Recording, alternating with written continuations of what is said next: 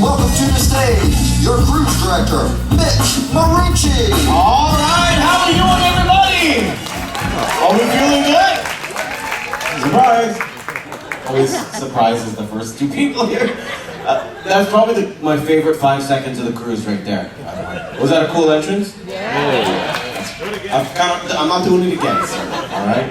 I feel like the whack-a-mole at the carnival. Remember that? Yeah. Anyways, good to have you here, everybody. Welcome to 270, Mitch, cruise director. This is our 270 Experience. It is our tech presentation. We're going to show off all the cool technology in this incredible venue. And before we go any further, though, how was your day today? Did you enjoy Aruba? Yeah. What an awesome port. Was this the highlight of your cruise for a lot of people? It's all the way down south here. It's a really great place to be.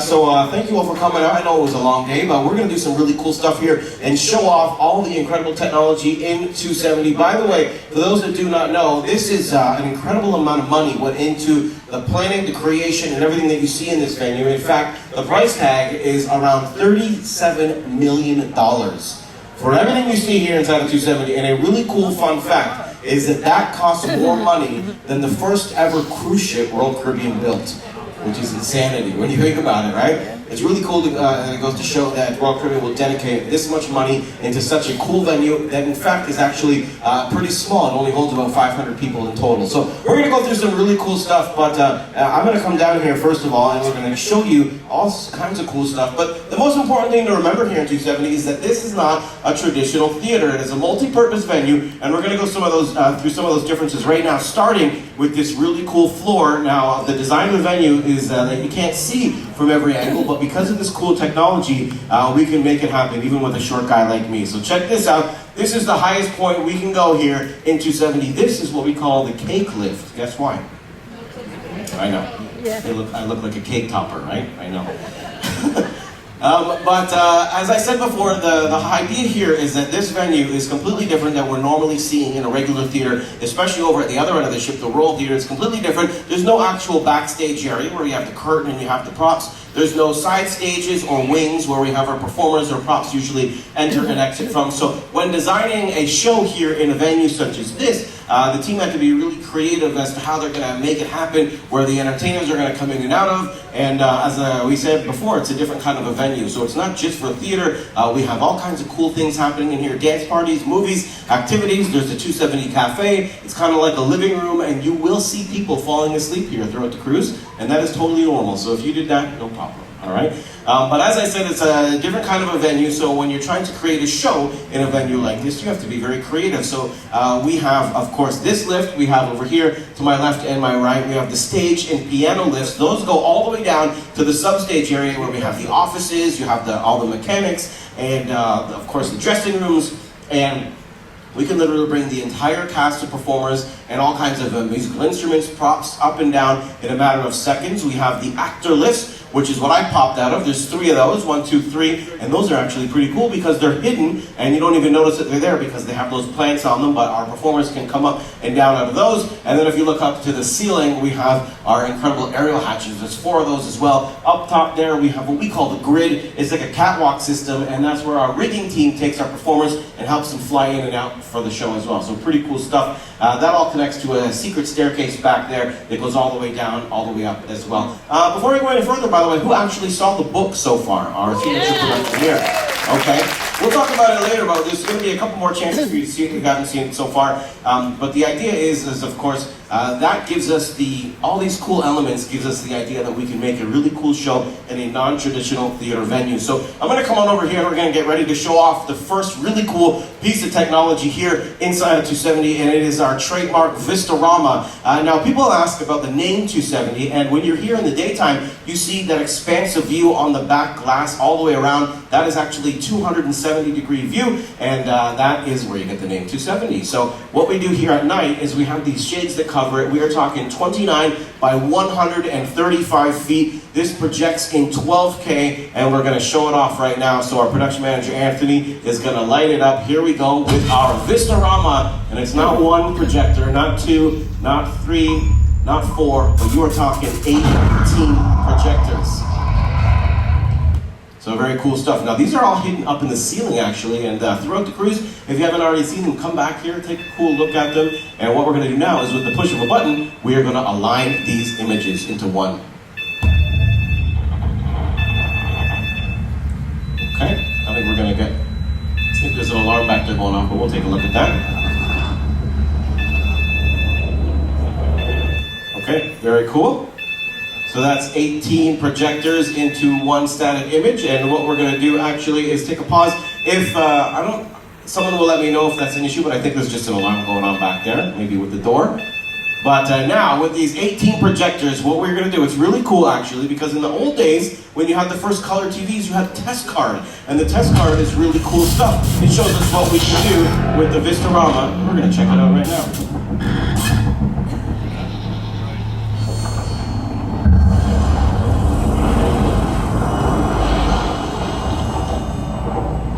Pretty cool, right? Yeah. So the idea with this, everybody, is that this VistaRama makes up for not having the backstage curtain for the backstage area. It can literally transform us anywhere, and we want to see what else we can do with the VistaRama as we create it. So we're going to add some color to the mix. Here we go.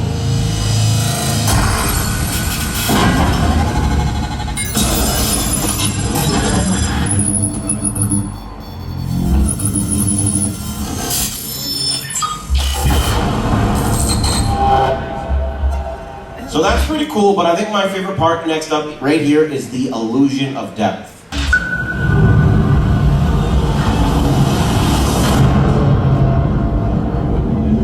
All right, very cool. So we're starting to see some of the cool stuff we can do, but really to make it all come together, we're going to put it in motion.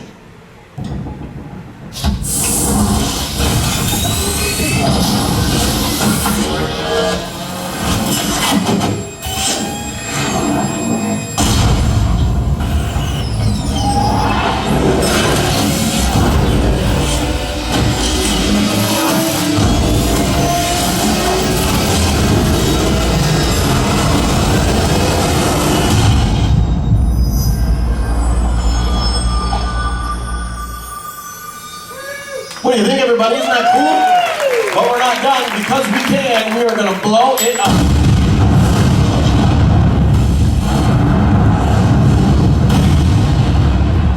And now, the magic trick. Ta-da! There you go. It's supposed to be a phoenix rising from the ashes. It's a dove. We'll take it. But that's the VistaRama. Isn't that cool stuff? Very cool.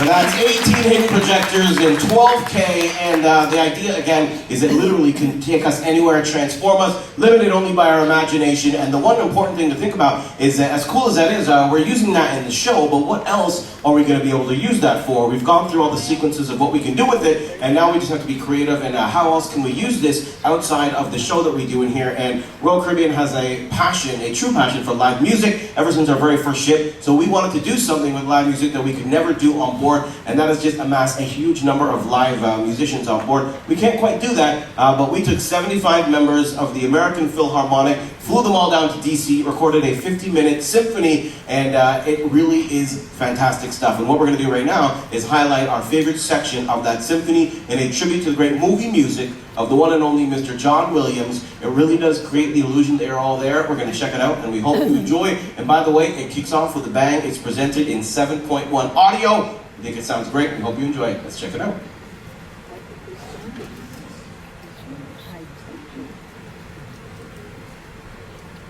A Tribute to John Williams by John Williams. Arranged by Paul Lavender.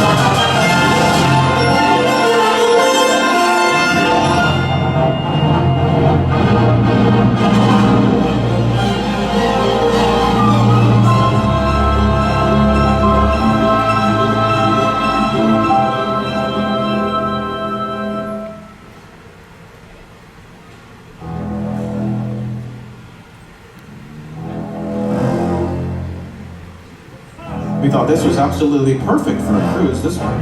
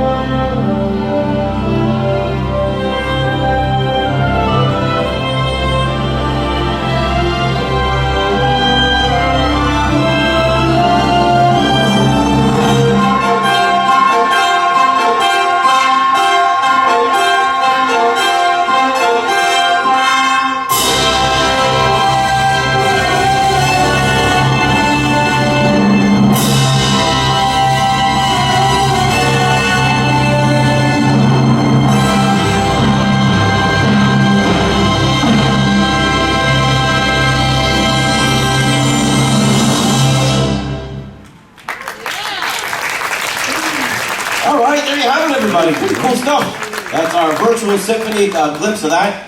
It is pretty cool. It does look like they're there, so that's a pretty cool thing to see. And I just take an opportunity before we move on, because I get asked this every time. So I do say this every single time when you're looking at that thing. A lot of people ask, and the answer to your question is yes, we can hook up a PlayStation to that thing, and it's awesome.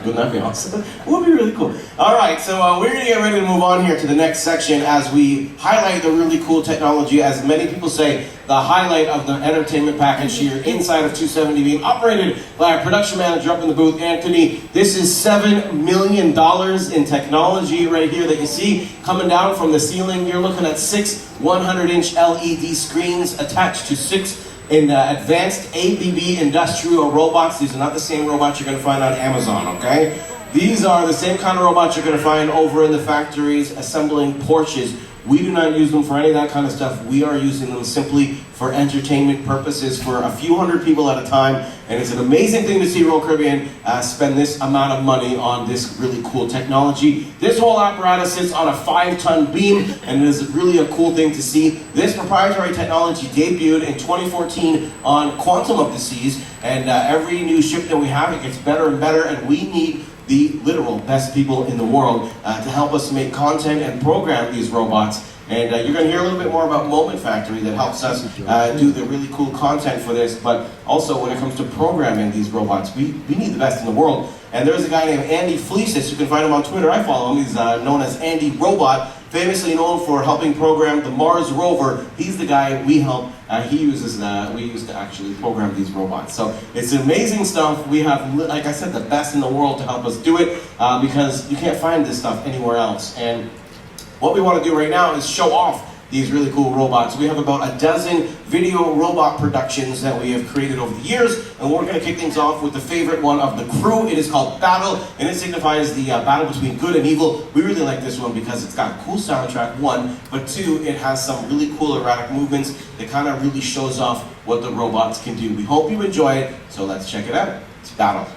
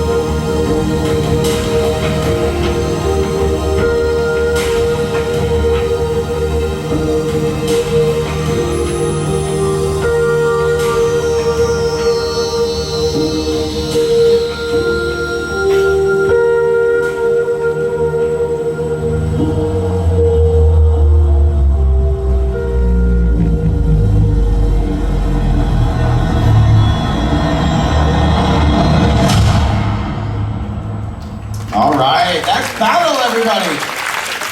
That cool? Telling you right now, no matter how many times I see it, it's so incredible. Such cool stuff, and again, I said it before, but I'll just say it over and over again. I really love the fact that Royal Caribbean dedicates all this money to such a small venue, a couple hundred people at a time. It's such an intimate and interactive venue where you're so close to the action. It's really cool stuff. Now, a lot of people ask us this question before we get ready for the next one about these robots themselves, because they are so cool, but they are so technically advanced, and there's a lot of work that goes into operating them, and we have a great team here inside the 270 that does it. That's our production manager, Anthony, up there operating these, and they like to know about them in particular. Are they finicky? And they are. You never really know what they're going to do, and we actually have a cool story, because the ship's just under a year old. Robot 1 and 2 actually fell in love, got married, and had twins. So, have you seen them? They're in the Bionic bar making drinks, the little baby blue ones. Have you seen those ones? I know that's a terrible joke, but I don't care. I'll keep saying it. Alright, so what we're going to do now is, as I've said before, we have all this cool technology. We like to layer it together and keep adding on to it to show some really cool stuff. The next production we're going to show you combines the VistaRama and the robots up there, and it's a tribute, of course, to one of the greatest inventors of all time, Mr. Leonardo da Vinci, who had such cool ideas, many way beyond his time, impossible to execute. But we're going to take one of those, the flying machine, and we're going to take it, we're going to finish it off with the VistaRama, with the robots. We're going to put them in the pilot seat, fly them over ancient Rome. We think it's a pretty cool thing to see. We hope you enjoy it. So let's check it out. It's Leonardo's Dreams.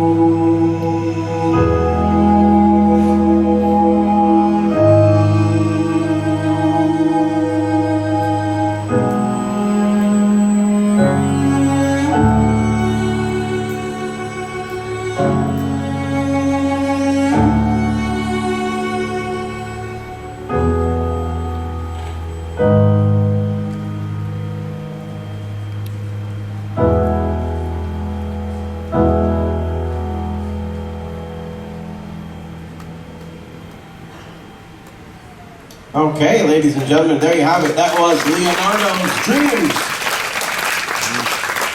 One of my favorite ones. I'm not sure how you think, but I really do love the idea of combining that cool technology. And as I said before, Moment Factory, that's one of those names to remember. A really great company out of Montreal, Canada, that helps us with some really cool video content, which you're going to see a little bit more in a minute. Now we're going to get ready for the big finale closing here of the 270 Experience. Before we do, our robots are coming back down here. I just want to take this moment to shout out to the technical team. If you don't mind, give them a big cheer. You can't see them, but they're here and they do a great job.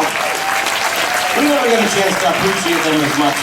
They're literally below, above, they do all kinds of great stuff. Our production manager, Anthony, doing a great job operating these robots. We're going to assemble the robots right now into what we call the super screen mode. It's kind of like a giant screen TV. I think it's a really cool thing to see. Now, normally during the show, your focus isn't really on the robots when they're moving behind the scenes, but it is a really cool thing to see all 6 of them combine into that. And it's evolved over the years, and now they're pretty much touching 1 millimeter away from each other. So it's really cool stuff to see. The programming is awesome stuff. As that's happening, I will just quickly go back to talk about the book, 7 Chapters, 1 Adventure. One more time, who's never seen it yet? Who hasn't seen the show, The Book? Anybody out there? A couple people? Tomorrow night's your last 2 chances to see it, and a lot of people that have seen it, right? So the idea is, some people ask about the show, about the story of it, and I want to quickly go through that. There actually is no story. Some people don't really see what's happening at the beginning of the show. Right here, where I'm standing, our mysterious librarian character begins the show in his library, and what he's actually doing is he picks his favorite 7 books from the library. He then takes one chapter, his favorite chapter from each of his 7 favorite books, combines them into his magical book, and then you go on the adventure, that magical journey with all those characters. So you don't actually have to follow a story because it's from 7 different books. Some people do follow a story and they make up their own story. If that was you and you found a story, I'll have what you're drinking, so. Okay. But all kidding aside, you can, of course, find some ideas from each book and try to figure out which book he's pulling each chapter from, but it's all open to interpretation, and you don't really have to follow the story. Just enjoy the show, but you will get one more chance to see it. Now, coming up here at the end, we are almost ready. It is Oceanides. This is the latest and the newest multi-million-dollar video production here on our Robo screens, and it was very difficult to make the last couple of years throughout the pandemic, but it is exclusive to Odyssey of the Seas. This venue here, 270, is the only place in the world you're going to see it. And before we go any further, we're going to show you a cool behind-the-scenes documentary in the creation of Oceanides.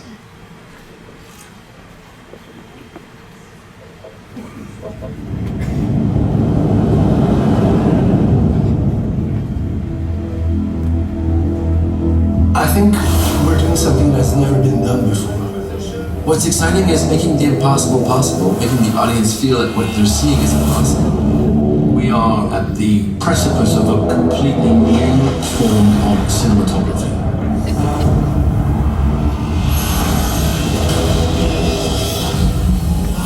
People liken Royal Caribbean to being the Las Vegas of the oceans. We now have 50 venues on 26 ships, 134 productions, 1,500 cast members, 600 musicians.